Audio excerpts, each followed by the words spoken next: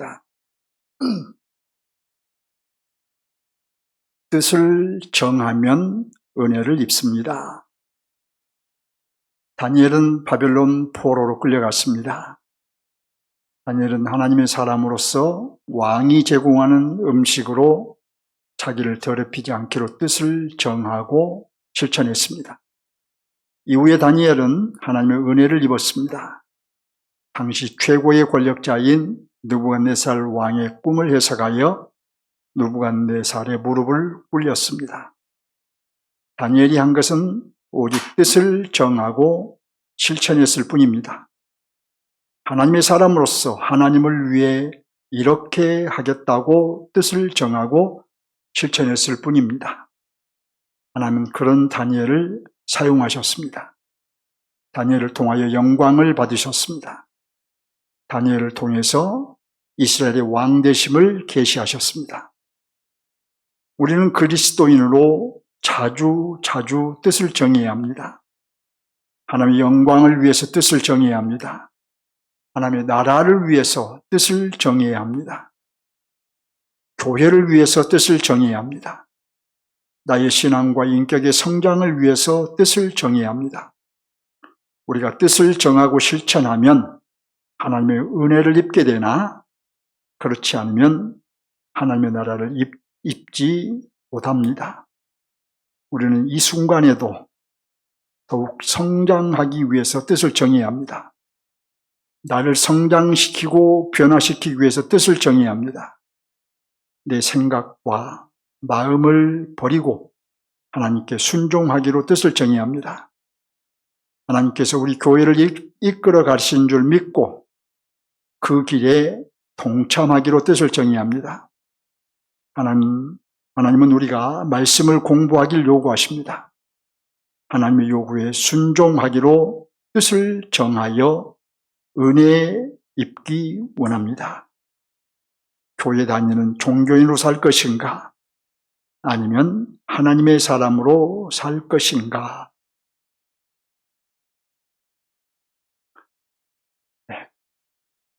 오늘 우리는 하나님의 나라가 어떤 특성을 가지고 있으며 그 특성이 현재 우리 앞에서 어떻게 드러나고 있으며 또 우리 각자 우리 개인에게는 어떻게 하나님의 나라가 성장하고 있는가 이런 점들을 말씀드리려고 합니다. 바로 본문으로 들어갑니다. 오늘 본문은 두 개의 비유죠. 첫 번째 비유는 겨자씨 비유입니다. 이 비유는 천국의 어떤 면을 강조하고 있을까요? 먼저 우리는 이 천국이라는 말을, 이 단어를 정리할 필요가 있습니다. 마태복음에서 천국이라고 번역된 말은 하늘나라를 의미하며 마태가 말하는 이 하늘나라는 하나님의 나라를 의미합니다. 다른 복음서의 기록자들인 마가나 누가 그리고 마가나 누가는 이 하나님 나라라고 했으나 마태는 하나님의 나라를 하늘나라, 곧 천국이라고 말한 것입니다. 왜 마태는 하나님의 나라를 하늘나라, 천국이라고 말했을까요? 이런 점들이 좀 여러분들이 이해하고 갈 필요가 있습니다.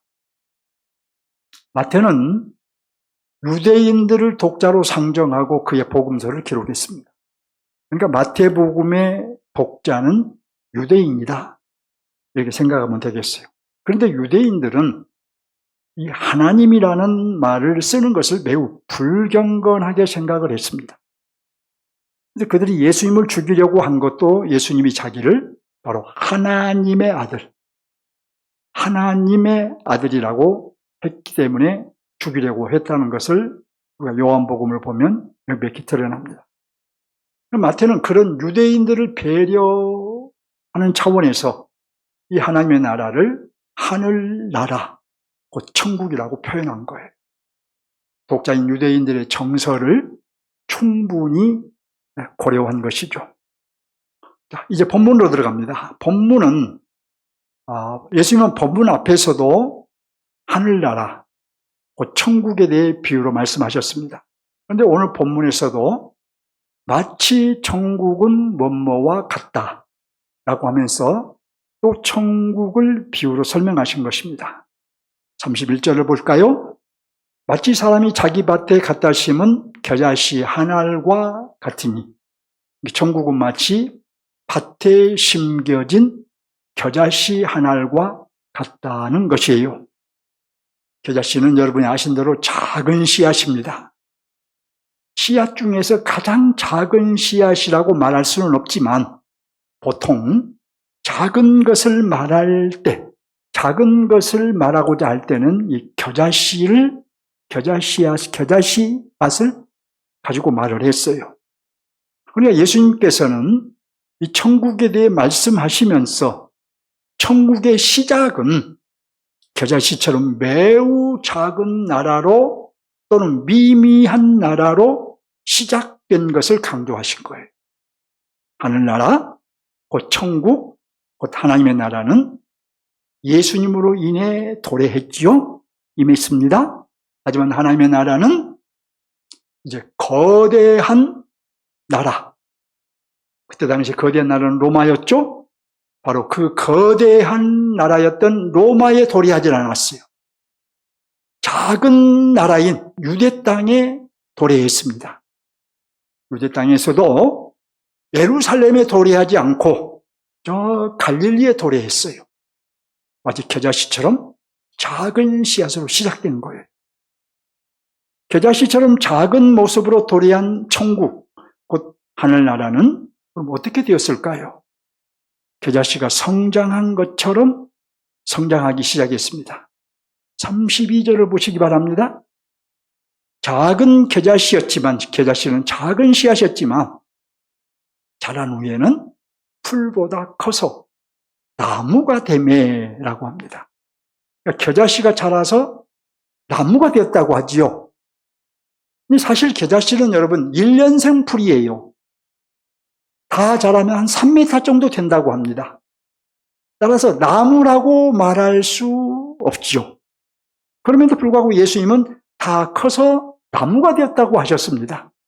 예수님은 조금 과장하여 말씀하신 것인데, 이는 작은 씨가 엄청나게 자랐다는 것을 강조하신 거예요.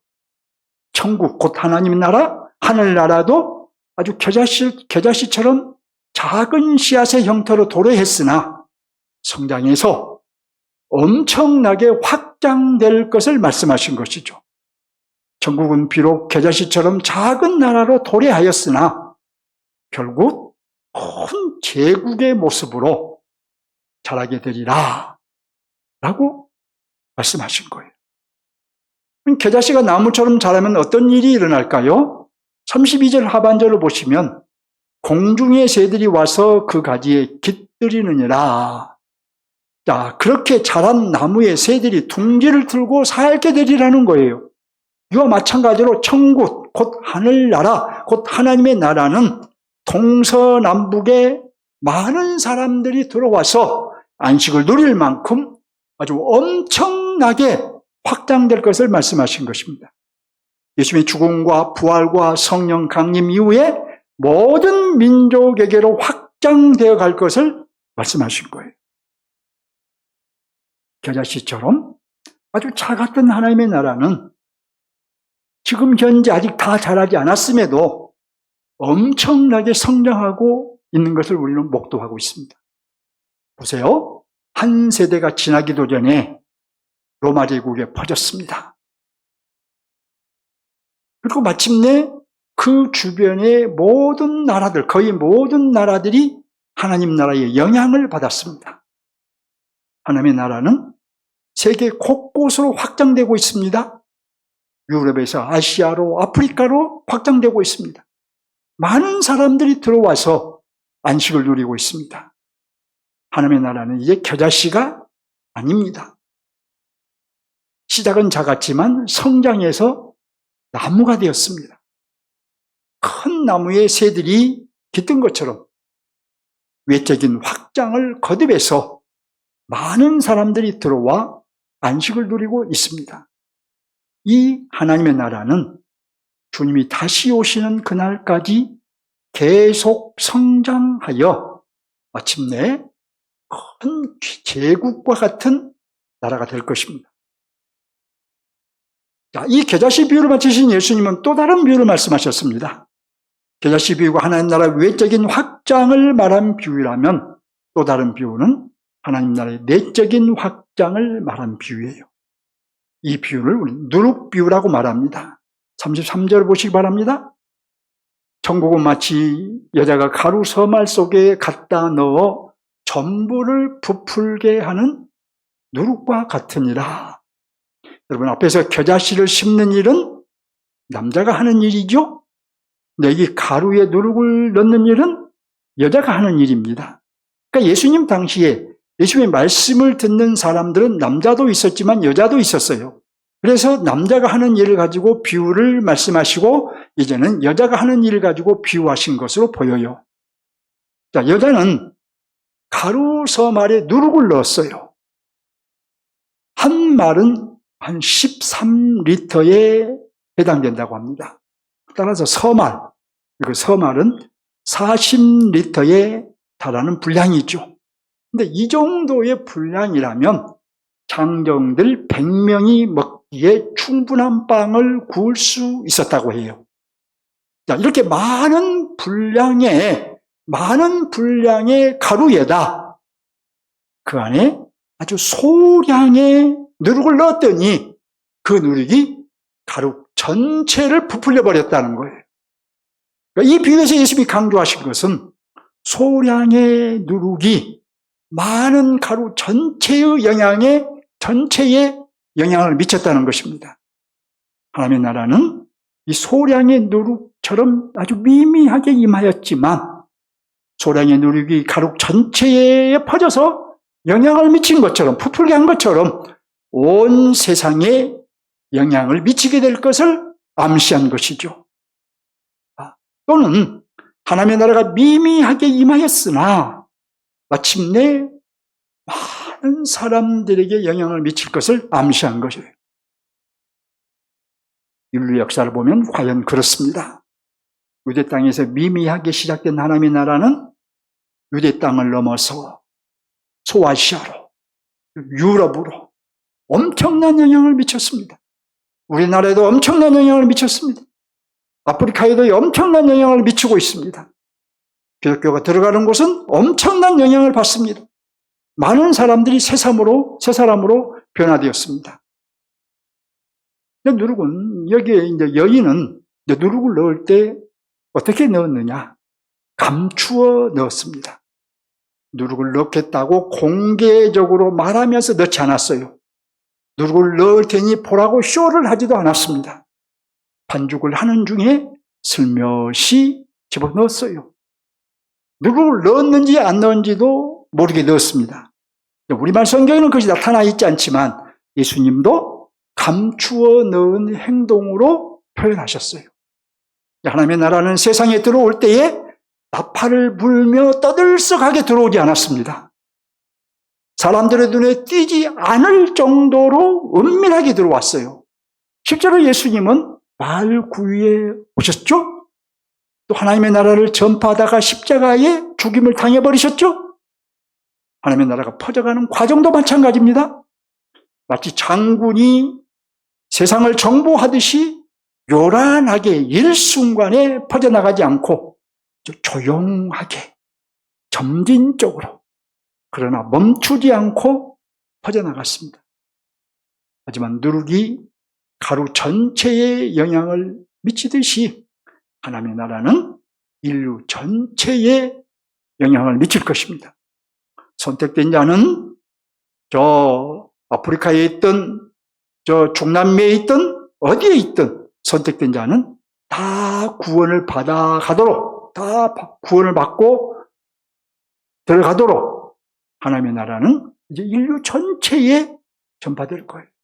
그래서 많은 선교사들이 누룩이 되어서 하나님 나라가 조용하게 점진적으로 전파되고 있습니다. 저와 여러분도 이미 누룩의 영향을 받았어요. 복음이 우리에게까지 전파되어서 믿게 되어 2000년 전에 도래한 하나님의 나라에 우리도 들어가게 된 것입니다. 누군가가 누룩이 되어 우리에게 하나님의 나라가 임한 것이죠. 이제 우리도 누룩이 돼야 되겠죠? 그래서 누군가에게 하나님의 나라를 전파해야 할 것입니다. 그 누군가가 누구인가 생각해 보세요. 바로 여러분의 태신자, 여러분이 여러분들의 지인, 여러분 주변에 있는 사람들이 그들에게 바로 여러분이 누룩이 되어서 그들에게 거룩한 영향력을 미쳐야 됩니다. 자, 이 두 비유가 말하고자 하는 핵심 메시지는 무엇일까요? 이 두 비유는 자, 그럼 무엇을 말하고 있는지 한번 정리해 봅니다. 첫째로 겨자씨 비유는 하나님 나라의 외적인 확장, 외형적인 확장을 말하고 있습니다. 하나님의 나라는 비록 겨자씨처럼 작은 나라로 도래했지만 작은 겨자씨가 자라서 나무가 되듯이 큰 나라로 확장될 거예요. 또 새들이 다 자란 나무에 깃들듯이 많은 사람들이 하나님 나라에 들어와 안식을 누릴 거예요. 우리는 하나님 나라 외형적인 확장을 아까 말씀드린 대로 목도하고 있습니다. 둘째로 누룩 비유는 하나님 나라의 내적인 확장을 말하고 있습니다. 하나님 나라는 아주 소량의 누룩처럼 미미하게 도래했지만 내적으로 인류에게 엄청난 영향을 미칠 것입니다. 하나님의 나라가 말만 있는 것이 아니라 능력이 나타날 거예요. 하나님의 나라가 실질적으로 성장하게 될 것이고 잎만 무성하지 않고 열매를 풍성하게 맺게 될 것이고 엄청난 영향을 미쳐서 아주 놀라운 변화를 가져올 것입니다. 우리는 하나님 나라의 내적인 확장도 인류 역사를 통해서 목도하고 있습니다. 복음으로 인해 많은 나라와 많은 사람들이 변화된 것을 보고 있습니다. 저와 여러분도 마찬가지죠. 이로 모아서 이 두 비유의 핵심 메시지는 하나님의 나라는 내외적으로 확장되어 가고 있다. 곧 하나님의 나라는 완성점을 향해서 전진하고 있다. 하나님의 나라는 여러분 완성점이 있어요. 완성될 지점이 있는데 그 완성점을 향해서 전진하고 있다. 이거예요. 오늘도 하나님의 나라는 겨자씨처럼 성장하고 있고 누룩처럼 번지고 있습니다. 하나님 나라의 행진에 여러분 역사를 보면 많은 방해가 있었어요. 지금도 물론 방해가 있습니다. 그러나 어떠한 방해가 있다 할지라도 때로는 복음의 길이 막힌 것 같아도 때로는 사단의 강력한 회방과 도전이 있다 해도 하나님의 나라는 멈추지 않고 완성점을 향해 전진하고 있는 거예요. 우리 그리스도인들이 이것을 봐야 돼요.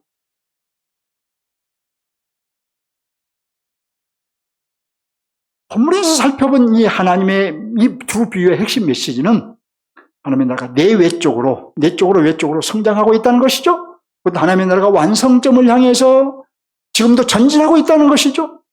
그런데 이 메시지가 의미하는 바가 있어요. 이미 도래한 하나님의 나라. 2000년 전에 이미 도래한 하나님의 나라는 성장하여 우리가 소망하는 그 완성된 하나님 나라의 모습으로, 완성된 모습으로 도래한다는 거예요. 우리가 소망하는 새 땅은 여러분 올까 말까, 과연 올까 이게 아니라 반드시 도래하고 만다는 거예요. 그러니까 이 메시지는 하나님 나라의 완성, 곧 새 땅이 임하리라는 것을 분명히 하고 있는 거예요. 이미 임한 하나님의 나라, 그러나 아직 완성되지 않았는데 그 완성된 하나님의 나라가 반드시 우리 앞에 나타날 거예요. 반드시 우리 앞에 새 땅이 펼쳐질 거예요. 예수님께서 겨자씨처럼 이 땅에 심어놓으신 하나님의 나라, 가장 좋은 겨자씨처럼 심어놨어요.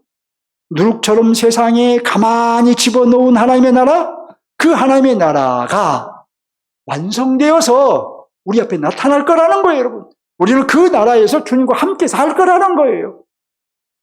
이것은 자명한 일입니다.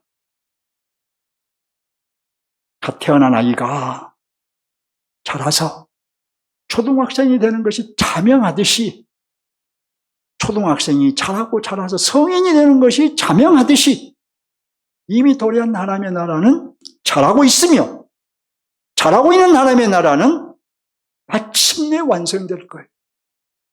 완성된 하나님의 나라는 왜 우리 앞에 나타나느냐? 완성되어 나타나느냐? 그것은 창조 때부터 가졌던 하나님의 목표이기 때문에 반드시 이루어지고 말 거예요. 하나님의 나라 목표예요. 하나님의 목표였어요. 그래서 여러분은 이제 흥미로운 제안을 하나 하겠습니다. 여러분, 지금 그 완성될 하나님의 나라가 어떤 나라일까? 한번 상상해 보세요. 우리에게 주신 상상력을 발휘해서 한번 상상해 보세요. 그런데 그 나라에서 살고 있는 여러분을 상상해 보세요.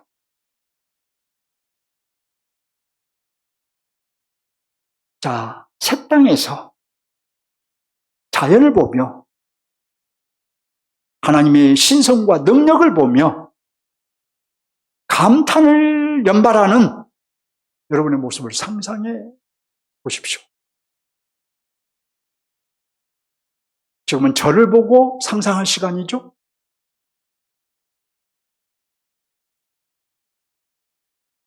핸드폰이 여러분 앞에 있으면 여러분이 말씀 듣는 것을 방해하는 거예요. 제발 예배 시간에 그런 짓 좀 하지 마세요.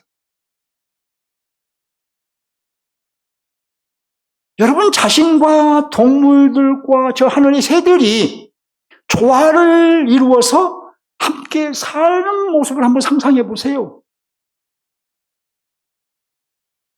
여러분 놀랍지 않습니까? 신기하지 않습니까?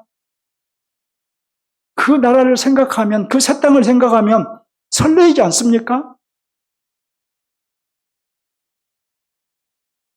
자, 이런 면을 생각해 보면 이 두 비유는 우리에게 엄청난 위로와 격려를 아끼지 않고 있습니다.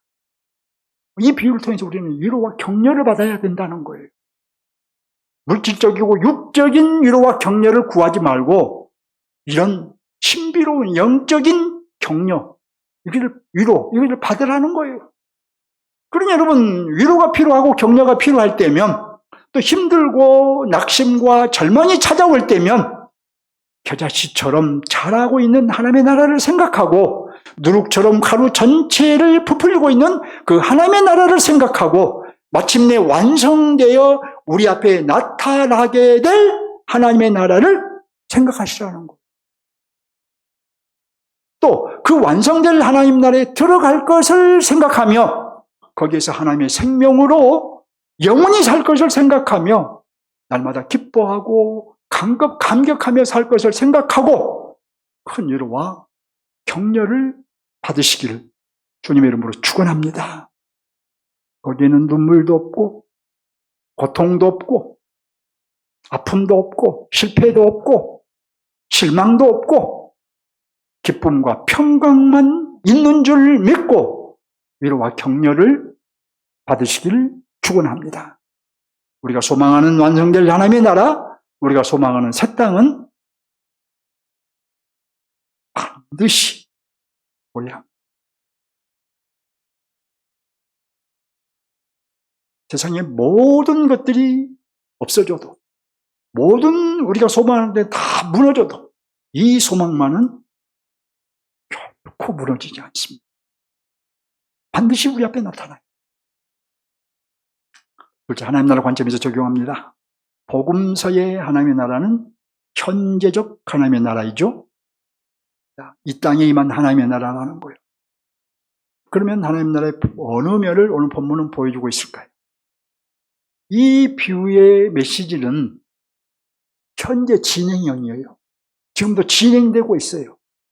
지금도 세계 곳곳으로 하나님 나라가 확장되고 있고, 특별히 하나님 나라가 전파되는 곳은, 즉 복음이 전파되는 곳은 많은 변화가 일어나고 있습니다. 어떤 변화가 일어납니까? 우상을 버리는 변화가 일어나고 있습니다.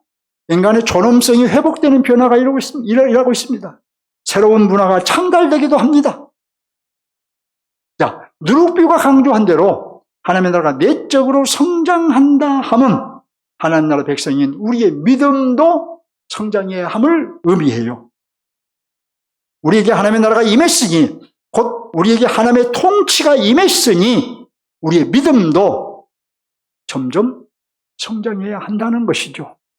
우리의 신앙과 인격이 점점 자라야 한다는 것이죠.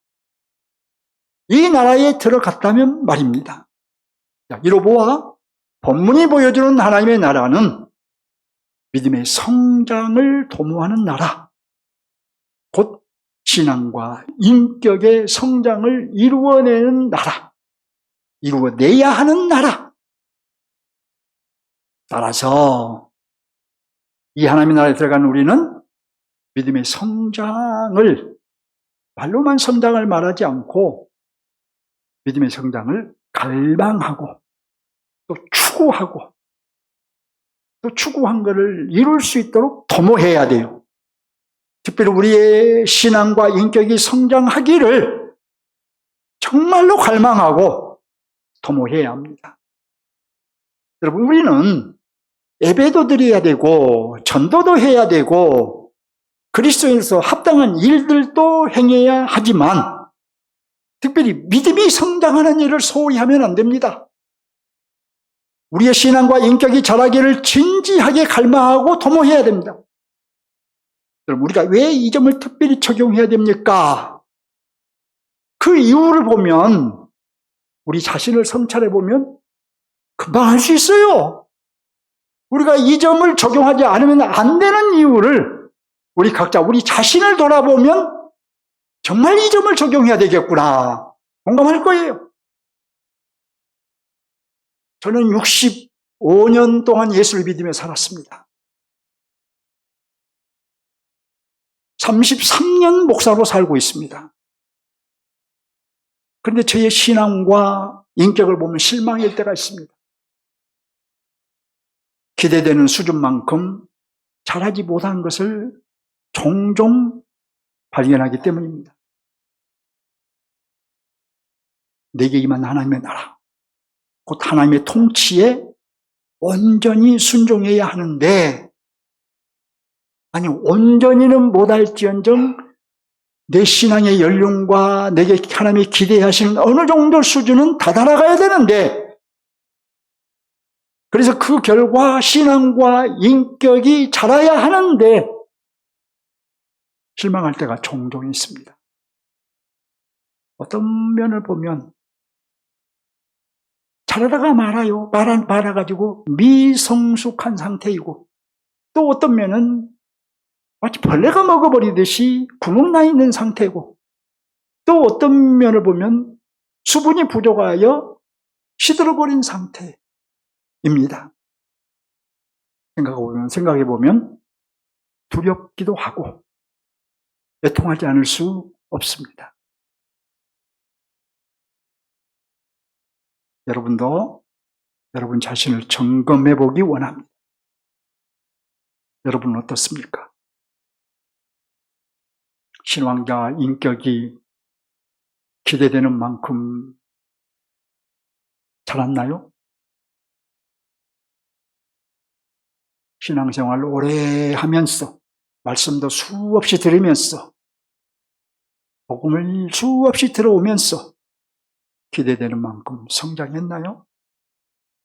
장로와 권사와 집사의 신앙과 인격으로 자라고 있나요? 그리스도인의 신앙과 인격으로 자라고 있나요? 미성숙하고 벌레먹고 시든 신앙과 인격은 아닌가요? 혹시 저의 질문이 불편하십니까? 아마도 외면하고 싶은 질문일 수도 있습니다. 하지만 우리는 말씀을 받으면서 때로는 위로와 격려를 받는 것처럼 때로는 책망과 찔림도 기꺼이 받아야 합니다. 책망과 찔림도 분명 성령의 역사이기 때문이에요. 위로와 격려가 성령의 역사듯이 찔림과 책망도 성령의 역사예요. 성령의 역사를 거부하지 마시기 바랍니다. 하나님의 말씀은 정확합니다. 하나님의 말씀은 살아있고 활력이 있어 좌우의 날선 어떤 검보다도 예리하여 혼과 영과 및 관절과 골수를 찔러 쪼개기까지 하며 또 마음의 생각과 뜻을 판단합니다. 그러므로 내게 책망과 찔림이 있다면 그것은 나를 고치시려는 하나님의 은혜예요. 찔림과 책망이 없이는 회개할 수 없는 것이고 회개하지 않으면 성장할 수 없는 것이고 변화될 수 없는 것이기 때문이에요. 그러므로 책망과 찔림을 못마땅하게 생각할 것이 아니라 오히려 감사함으로 받고 합당하게 반응하시기 바랍니다. 하나님의 나라의 백성인 저와 여러분은 신앙과 인격의 성장을 갈망하고 추구하고 도모해야 합니다. 여러분이 그 무엇보다도 우선순위를 두고 여기에 집중을 해야 된다는 거예요. 어떻게 여러분의 신앙과 인격이 자랄 수 있겠습니까? 그 갈망하라는 것, 도모하라는 것, 추구하라는 그 행위가 뭐겠습니까? 여러분 잘 아실 거예요. 제가 수없이 말씀드려서 잘 압니다. 우리가 어디 가서 수련을 쌓고 연말을 하고 돌을 닦고 금식을 하고 그런 거 아니에요. 하나님의 말씀이 내 안에 충만하게 하고 기도하고 그래야 하나님의 은혜가 임해서 우리 신앙과 인격이 자라도록 도모할 수 있습니다. 교회 여러분, 하나님의 나라는 내적으로 외적으로 확장되어 가고 있습니다. 완성점을 향해서 전진하고 있습니다. 우리는 그 나라를 상속받을 거예요. 완성될 하나님의 나라. 그러니 완성될 하나님 나라의 도래를 믿고 또 찬란한 새 땅을 상상하며 위로와 격려를 받는 것은 우리의 특권이에요. 우리들만의 특권이란 말이에요. 또 신앙과 인격이 자라야 합니다. 만일 자라지 못하고 있다면 심각하게 생각을 해야 돼요. 만일 더디게 자라고 있다면 그것 또한 큰 문제인 줄 아셔야 돼요. 우리는 이미 하나님의 통치 안에 들어갔으니 하나님의 통치에 나를 전폭적으로 내어드리지 못한다 할지라도 70%, 80% 그 이상 정도는 내어드릴 수 있어야 되지 않겠습니까? 전폭적으로 내어드리며 살면 얼마나 좋겠습니까마는 우리가 아직 그러지 못한다면 지금보다는 더 많이 낙제점이 머물러 있지 않고 낙제점 이상으로 하나님의 통치를 받고 살아가야 되지 않겠냐는 거예요. 하나님이 뭐라고 말씀하시면 순종해야 되지 않겠냐는 거예요. 내 생각과 내 마음, 내 결정을 우선순위에 두지 말고 하나님의 통치가 우선이죠. 하나님이 말씀하시면 순종하셔야죠. 하나님이 내게 요구하신다라고 성령이 감동을 주시면 순종해야죠. 따라야죠. 예, 그래야 되지 않겠냐는 거예요. 제가 언제까지 여러분에게 이것을 가르치고 선포하고 요구할지 모르겠지만 여러분 이 말씀은 저도 100% 받아들여야 되고 여러분도 무릎 꿇고 받아들여야 될 말씀인 줄 믿습니다. 이 말씀에 귀를 닫아버리면 소망 없어요.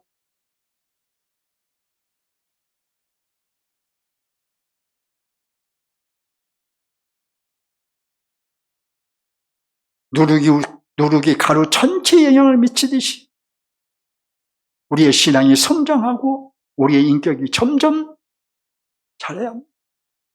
이것은 여러분 지금 우리가 전도하기 위해서 태신자를 삼고 기도하고 있지만 근데 여러분 이것은 전도보다도 중요해요. 봉사보다도 중요해요. 그 무엇보다도 중요한 여러분이 1순위가 되어야 하는 거예요. 이것이 안 되면 다 외형이 됩니다. 외식하는 자가 될 수 있어요.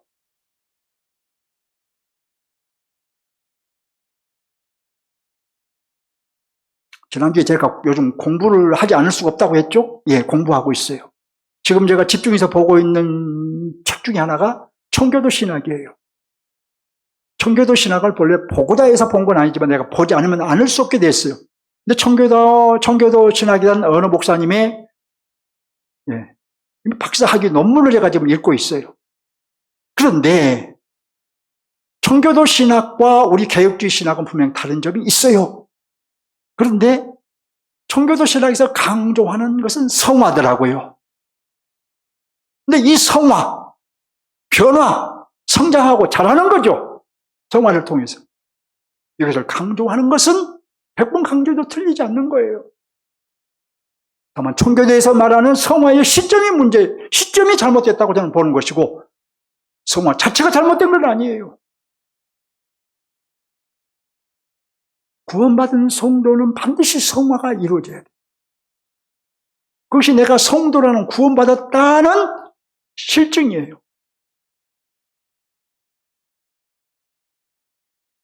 그러니 우리는 우리 신앙이 자라도록, 인격이 자라도록 이 땅에서 도모하며 살아야 되는 줄 믿습니다. 여러분 간절히 부탁드립니다. 오늘 주보 그래서 주보 지명이 짧아서 마지막 질문이 뭡니까? 교회 다니는 종교인으로 살렵니까? 신앙인으로 살렵니까? 교회는 다니는데 종교인이에요. 어떤 사람은 신앙인이에요. 어떤 사람으로 사시렵니까? 다음 주에 말씀드릴까 하지만 여러분 어부가 고기를 잡아서 고기를 다 분류를 해요. 마지막 날에 다 쓸모있는 고기와 필요없는 고기를 분류한다고 말해요. 다음 주에 볼 말씀에서. 그래서 마지막 날 이와 같으리라. 심판이죠.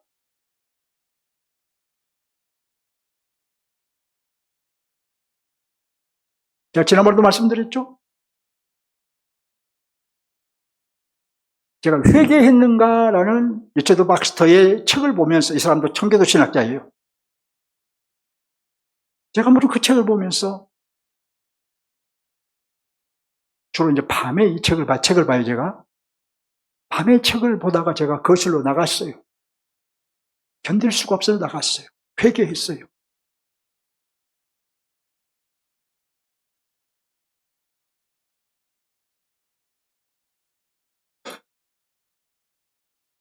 성화를 위해서는 회개를 해야 되죠. 자라기 위해서는 내 흠과 허물과 죄악을 그리스도의 피에 호소해야죠. 여러분의 이 말씀이 어떤 면에서는 무거운 말씀이 되겠지만 또 달리 생각하면 여러분이 긍정적으로 받아들이면 여러분이 엄청나게 유익한 말씀이 되리라고 믿습니다. 이 말씀을 잘 받아들여서 성령의 찔림으로 받아들여서 여러분의 삶의 변화가 일어나기를 주님의 이름으로 축원합니다. 기도하겠습니다. 하나님 은혜를